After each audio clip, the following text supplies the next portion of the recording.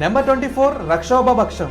ఎవరైతే జంతువుల్ని మనుషుల్ని బలిస్తూ ఉంటారో అదే నరబలులు జంతు బలులు అంటారు కదా, అలా బలిచిన తర్వాత కొంతమంది ఆ మాంసాన్ని కూడా తింటూ ఉంటారు. ఇలా బలిచ్చే వాళ్ళకి, అలా మాంసం తినే వాళ్ళకి ఈ శిక్షణ అయితే విధిస్తారు. ఈ శిక్షలోని భాగంగా ఎలా అయితే హింసించారో అంతే దారుణంగా, ఇంకా చెప్పాలంటే అంతకంటే దారుణంగా హింసిస్తారు. చాలా టార్చర్ చేస్తారు. జంతువుల్ని మనం చెప్పేటప్పుడు ఎంత బాధపడతాయో మనకు అర్థమయ్యేటట్లుగా చేస్తారు.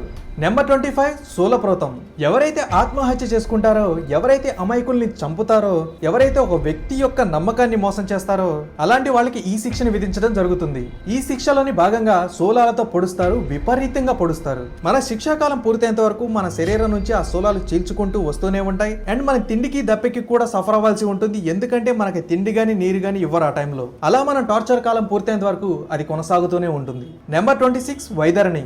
ఎవరైతే వాళ్ళ పవర్ ఉపయోగించి వేరే వాళ్ళ మీద దాడి చేస్తారో, అంటే పవర్ ని మిస్యూజ్ చేస్తారో అలాంటి వాళ్ళకి ఈ శిక్షను విధించడం జరుగుతుంది.